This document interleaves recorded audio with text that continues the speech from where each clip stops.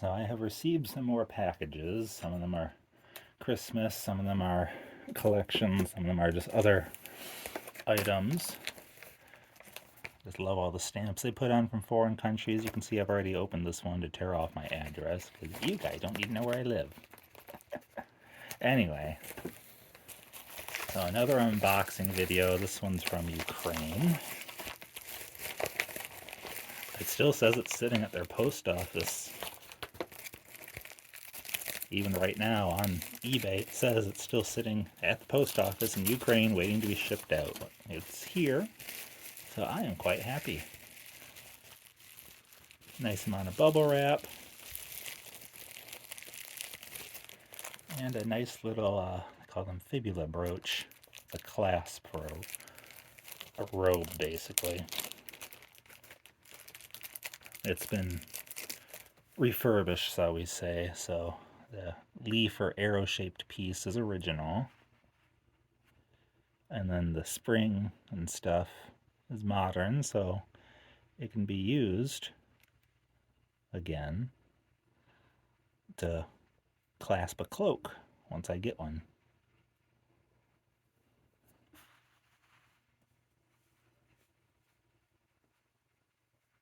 Come on, focus.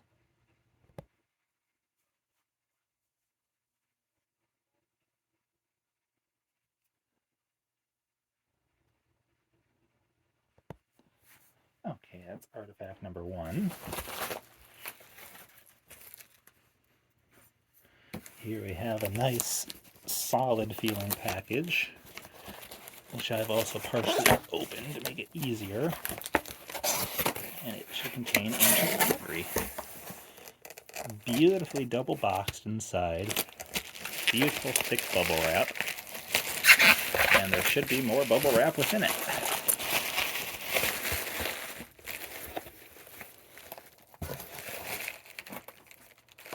Let's see if I can.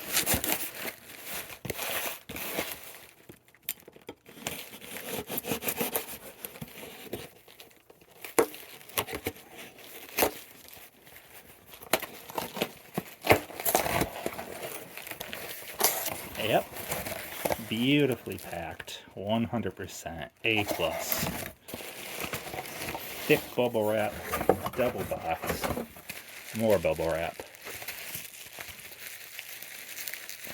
Not to mention, I also always need bubble wrap for shipping.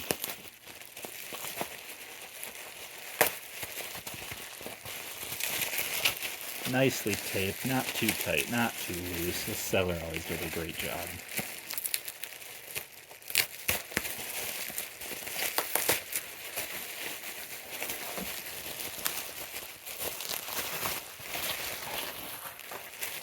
Paper so that the bubble wrap doesn't stick to the pot and take off some of the paint. At least that's what I think was going through her mind when she packed it. That's how I do it anyway. Because if you put the bubble wrap on it and it sweats, it can take some of the pigment right off. Because it will stick like glue.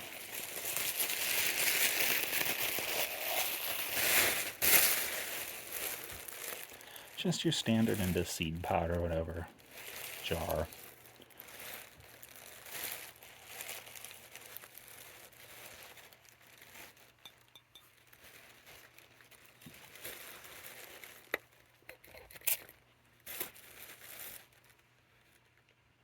Well, it did absorb pretty quickly. That's a good indication of age because for some reason as clay ages, it gets more and more absorbent. And the faster it absorbs, the older it usually is. So we'll take another look at that in a minute. That's just water. It's not going to harm it. We also see uneven. It's hard to tell with the camera because it's so dark in here. But there's uneven mineralization inside the pot. You can kind of see a high point here, but it continues in unevenly. That's another good indication. It's very lumpy. It's not uniform at all. I'll just spot there. Now if it was a complete even haze, that's an indication it's a fake. With it lumpy and stuff, it's a good indication that it's genuine. You can see it's inside of this chip, which tells me that chip's actually old. But it's not within this crack here, which tells me that crack is newer. There's no discoloration to it. Honestly, it looks like it was glued back on. So, let's set that right there safely.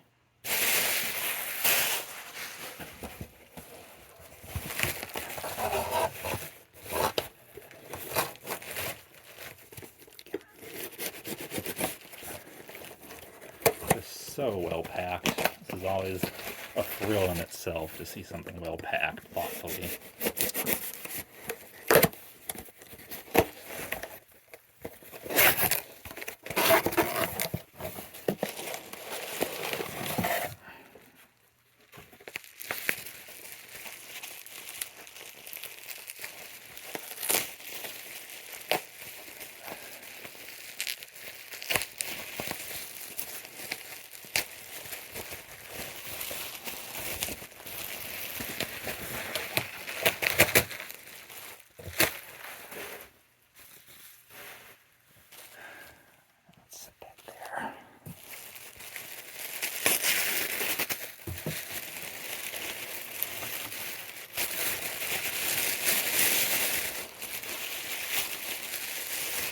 As usual, I bought a lot of 3 just to get one piece that I want.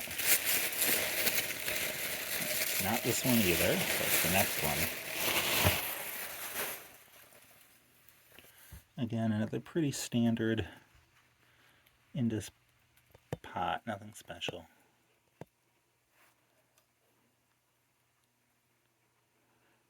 There's that, oh, unfocus. That uneven, thick in some areas, thin in others, kind of different colors, mottled, lumpy, just stuff like that. Good indication of a genuine piece. If it was all just this ghostly, uniform white coloring, that would indicate it was applied artificially, because in nature these calcium deposits go very uneven, irregular. And let's try the water in this one. Not absorbing as quickly. Oh, up there it definitely is. It's absorbing at an uneven rate in this pot. It's about 4,000 years old or so. Let's check this other one. Not very quick this time, surprising. Duller sound, not as sharp. It is kind of sharp, but the Indus people were very good at firing their pottery, so it's understandable.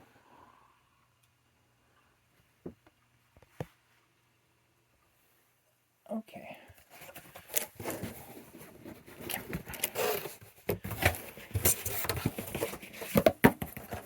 I have to open from this side. Oh, nope.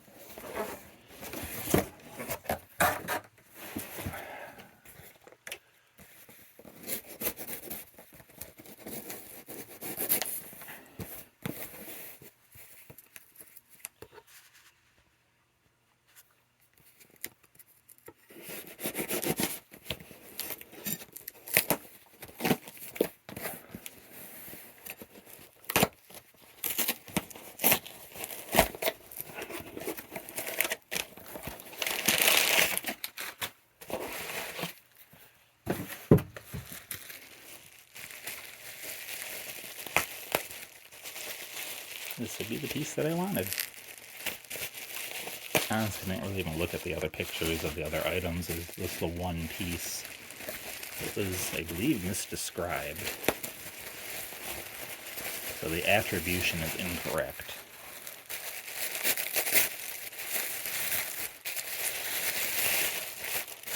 Because although it was hard to tell in the pictures, I believe that this is a Middle Eastern incantation bowl from the early Islamic period.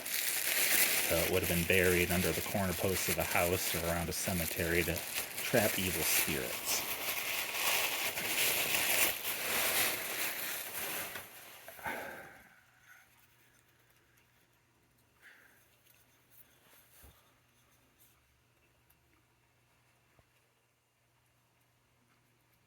So sometimes they are written in a what's called a pseudo script. So it's not actually a language at all. That's actually a very common thing to see in these. Not really sure at the brown spots.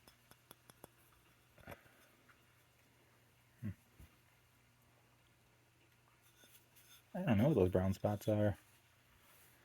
But again, we see these nice uneven incrustations, very irregular, very good sign of authenticity.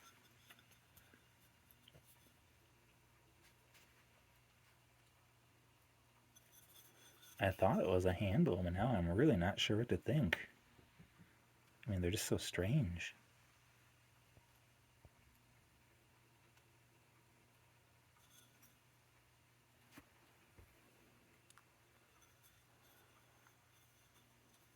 Just feeling this does not feel like Indus pottery. It feels like it was made with less quality. Because Indus pottery is just so fine. It's so perfect. It's thin, it's regular, defined, smooth, very crisp and clean. This, on the other hand, is porous, it's rough, it's irregular, lumpy. The clay itself is a different variety. It's darker, more red. It's heavier, a lot heavier. And it probably dates between the 600s and the 800s CE.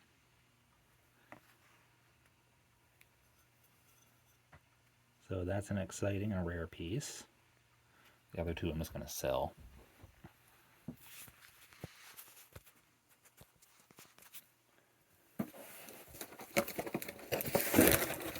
It'll pay for a third, or 2/3. Okay, we have a lot of newspaper.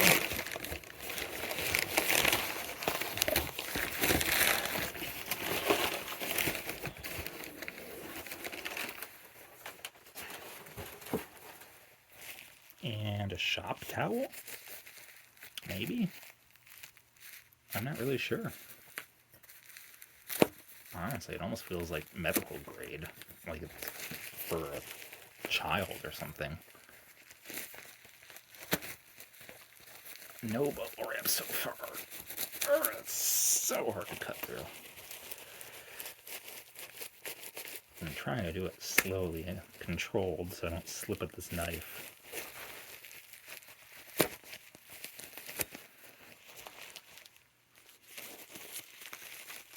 I have no idea what this material is for. It's sponge-like, but very thin, filled with paper. I feel like it's supposed to be absorbent.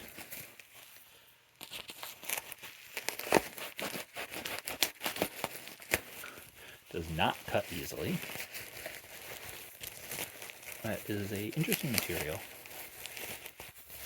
Oh, it's a litter pad for a dog or a cat. I know what this is. I've never actually used one. Or rather, I've never owned one and put it into use, because of course I would never go to the bathroom on a litter pad. Well, I suppose if there's nothing else to go on, I might have to, but you get the picture.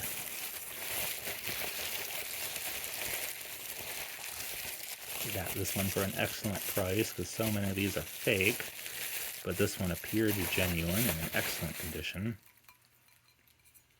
And it has the rare people leaf pattern.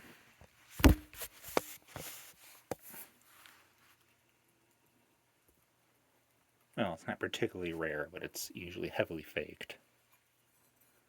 And it's possible this one's a repaint on an authentic jar. I'll have to study it.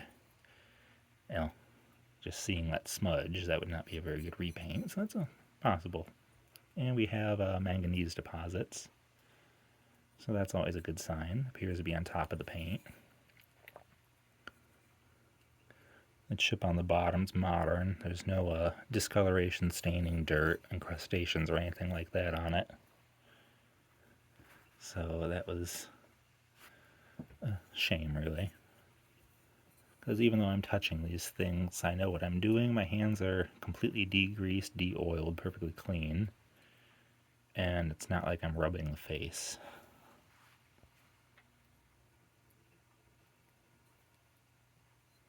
I've always wanted a peepal leaf. From what I remember, it's supposed to be a sign of like health and prosperity in the Indus culture. Still basically the same today. And this makes my collection mostly complete because now all I need is the fish pot. Also a common but heavily fake design.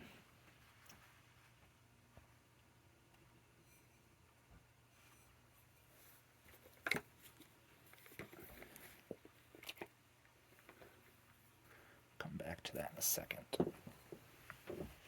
Ow.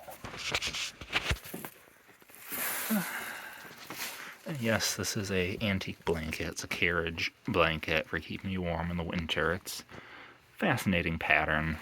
I don't remember the company. It was some major company back in the day. It's probably from the 20s, maybe teens.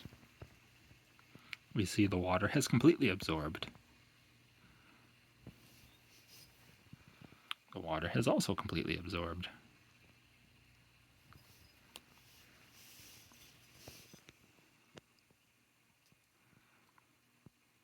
Now these are usually in like Aramaic. I'm not very good at the languages, but I'm going to guess this is actually just a pseudo-script, the common one. Like I said, probably from the 6 to 800 CE. Misdescribed. Genuine Indus, probably genuine Indus, so about 4,000 years old or so. And then our cute little fibula.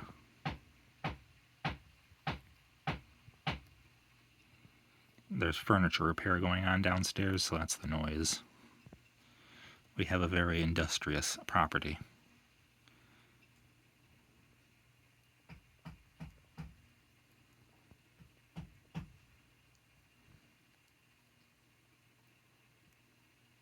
A very nicely repaired piece. It'd be nice to put it into some good use again one day when I get a cloak, because I'm just that sort of person.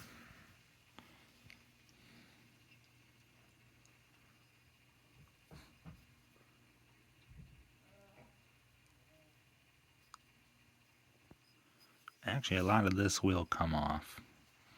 I'm going to have to use a nylon brush very carefully and some acids, but it will come off and the paint should be mostly intact underneath. I've done that before.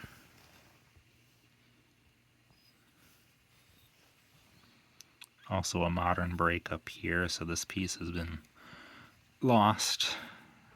Poorly excavated, most likely. It's a pity. People aren't more careful. Oh, we can see some of the uneven incrustations in there.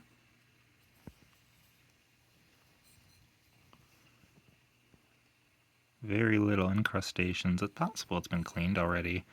In fact, if they tried cleaning it, they might have done the smudging because these pigments will smudge if you're not careful. If you just take like a wet rag to these, you can obliterate that design.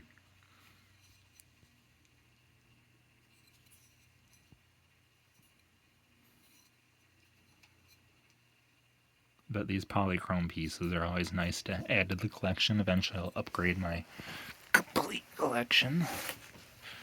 Not some of these pieces like this.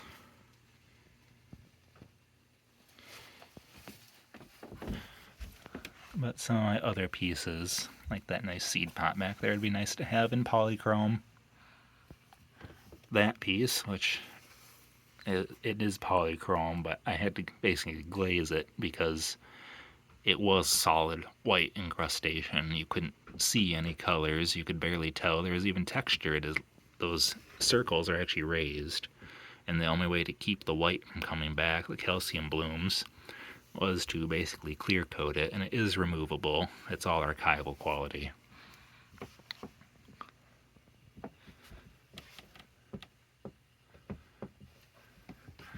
And this plate also doubles as a jar lid. This one's a fake. Don't tell anybody. Yeah, we have some Mesoamerican pieces and whatnot. It's just a mix match. I believe it's a pigment pot. Medieval Islamic glass, a couple Roman pieces. That's fake. Don't tell anybody.